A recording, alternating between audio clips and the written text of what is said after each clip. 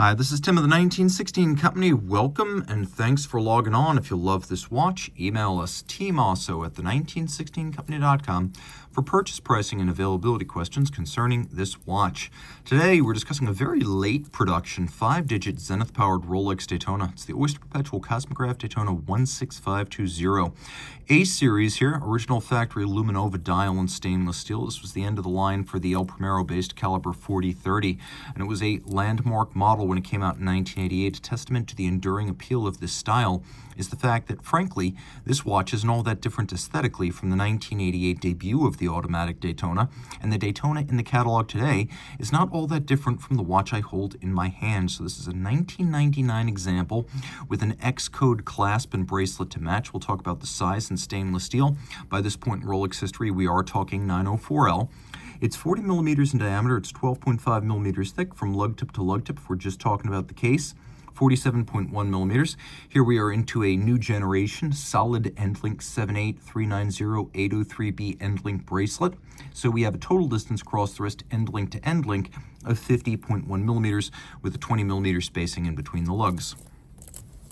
I'm going to take my glove off because I do this so you can see my wrist during these videos. I'll put it back on when the wrist shot's done. But you can see my wrist is 16 centimeters circumference. The lugs are nowhere near the edge of my wrist, and that's true on both sides.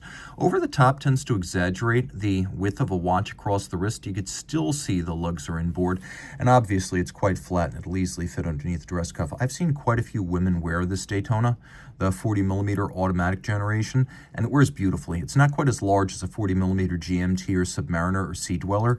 It's a much more compact, finely profiled watch. So yes, it'll wear well on a wrist even as small as 13.5 centimeters circumference. At the very least, it will be passable, and I know because I've seen that. All right, glove goes back on. We'll talk about some of the features and break it down. So as you can see, the watch features a bracelet that, although it has hollow center links, does feature a solid end link. That's the 803B end link. 78390 bracelet. You're going to wonder what is the clasp code inside, so I'm going to give you that now. You can see right there, it is X, corresponding to 1999. The watch right here does feature a conforming end link to make it cleanly to the case, a little bit of bracelet taper down towards the clasp. Removable links are present. You can see they're fixed in place using screws, a medley of satin and polish. Here we have a little bit of a window into the way things used to be done at Rolex, as we have the form of the links actually stamped into the clasp body. Of course, we have a clamshell right here, and then we have the clasp itself.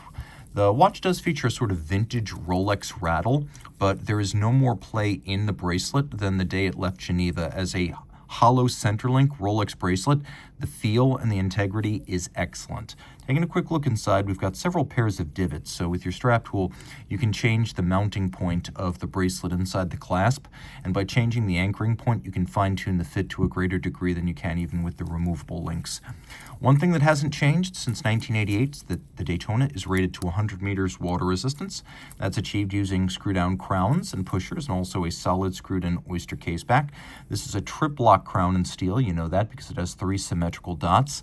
We have a bezel with a tachymetric scale that can be used for gauging the speed of an object, such as a race car over a kilometer. Of course, in 2016, the steel Daytona traded the metal bezel for ceramics. This is a little bit of a heritage look, but I happen to like it better. Taking a quick look, you can see that there's a little bit of a box section to the sapphire, but no camber to it. And you can see that the lacquering for all of the numerals and the characters is still very deep and dark. We've got a white dial, and it's not silver white, it is chalk white, combined with black sub-registers, and you can see that we've got correct right side up 6s on the register down at 6 o'clock, so you can identify this as a very late Daytona dial of the 5-digit generation, and we have white gold hands, crown, and indices. They will never fade or oxidize with time. I can verify to you that this is in fact a Luminova dial, as it glows quite brightly. And then the watch features a Zenith El Primero-based caliber 4030 on the inside. So this is actually a very heavily modified version of the El Primero. And it was built in a separate room at Zenith's factory in Leloc, where only the Rolex Daytona movements were made. So they had their own separate factory within a factory, and there are quite a few engineering differences between this and, say, a caliber 400Z. The biggest one, of course, is the change in the beat rate. Whereas the El Primero is 5 hertz, this is 4 hertz. Not that the El Primero ever lacked for durability, but Rolex wanted even more insurance. It's a 4 hertz beat rate. It pivots on 31 joules. It's got a 52-hour power reserve. It's got a COSC chronometer certification. Remember, the chronometer certification is on the movement. And then the movement features a combination of a lateral clutch with very crisp column wheel action. Rolex also made some changes to the regulator. The balance is free sprung using Rolex's proprietary Micro Stella adjusted balance. It is a free sprung architecture that's more shock resistant, better takes a very fine adjustment than a mobile stud index. Plus, the overcoil is a Breguet overcoil profile, so the watch's timekeeping is positionally agnostic, any position on your wrist or your dresser at night. It does not feature hacking because that is not an El Primero core capability, but it does feature a lot of history, durability, a high degree of reliability, and a fully Rolex-engineered winding system that replaces a lot of the delicate parts of the El Primero winding mechanism with a much more robust Rolex perpetual winding system, so that's worth mentioning. And the column wheel feel is exemplary. If you love this watch, reach out to Team Mosso at the1916company.com for purchase and pricing details. Rolex certified pre-owned watches are backed and authenticated by Rolex. Should any reconditioning be necessary, it will be to a Rolex certified standard, and any parts invested Rolex factory original.